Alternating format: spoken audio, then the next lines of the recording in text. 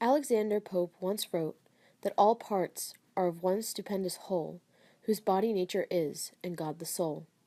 The nature of life and the way things work create one whole being that depicts life in it of itself and God the soul. However, we must question, what happens when this being is disturbed or altered? Species are diminished and killed off.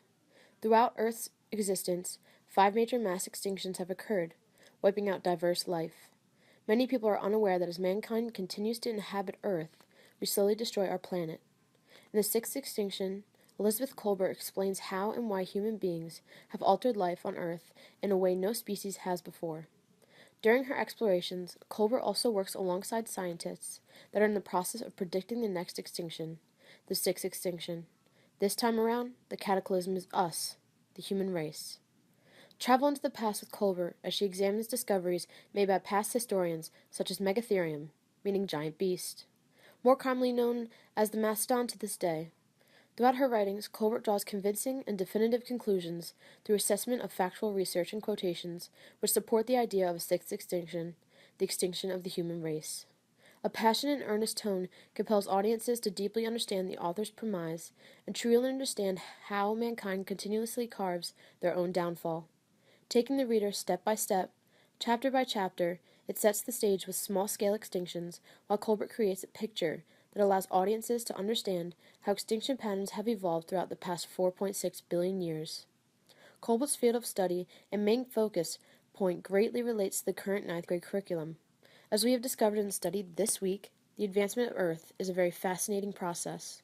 We as students have learned about the extinction of the dinosaurs and different cataclysms that have wiped out all life in previous eras, such as the Paleozoic or Mesozoic.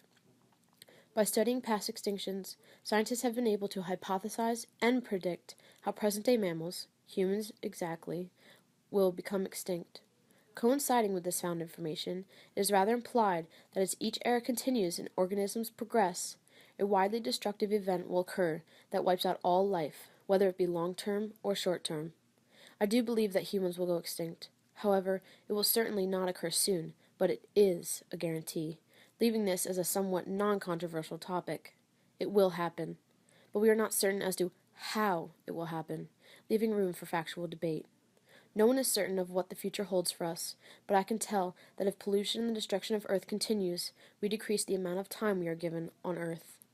One of the most astounding pieces of this text, or the overall idea by Kolbert, was examining different organisms and species that have diminished and died off.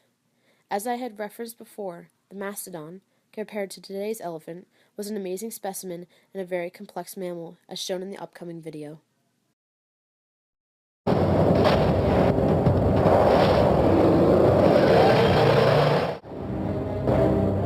In the greater Chicago area, there's probably somewhere in the range of 50 to 75 sets of remains that have been found from either a mastodon or a mammoth.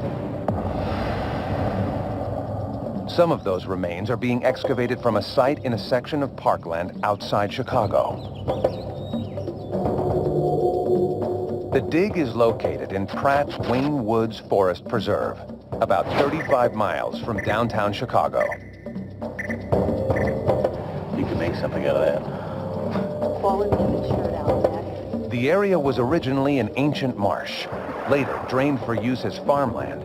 Park managers have recently been restoring it to its natural state. But something they found in excavating the soil has now turned parkland into a fossil dig.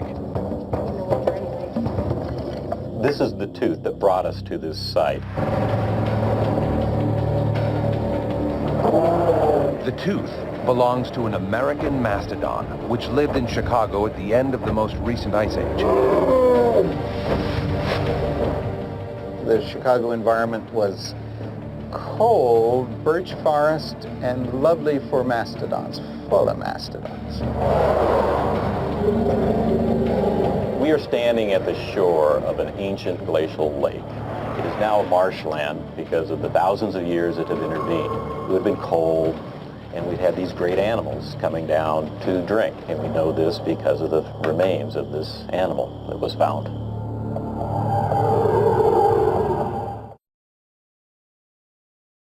Pascal Tassi, a director at the Museum of Natural History, truly put into play how marvelous this creature was. This is the Mona Lisa of paleontology, Tassie said. The beginning of everything. It is incredible. Colbert was able to examine small samples of mastodon fossils during her studies alongside Tassie. I picked up the largest tooth in both hands, she said. The tooth was indeed a remarkable object. It was around 8 inches long and 4 across, about the size of a brick and nearly as heavy.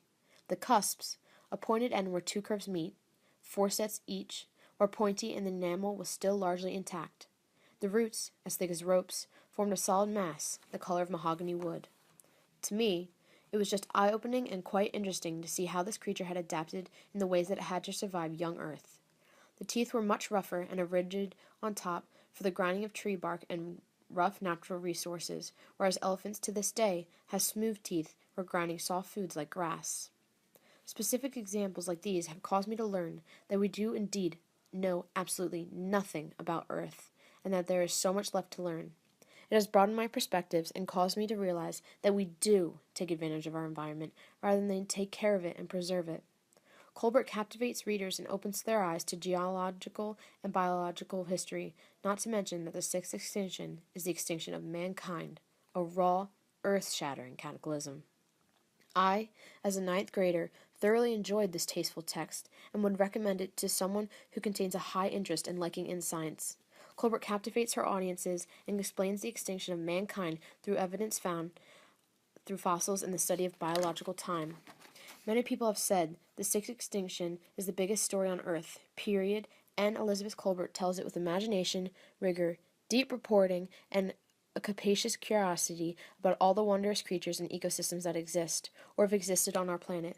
The result is an important book full of love and loss, said by David Quammen, author of The Song of the Dodo and Spillover.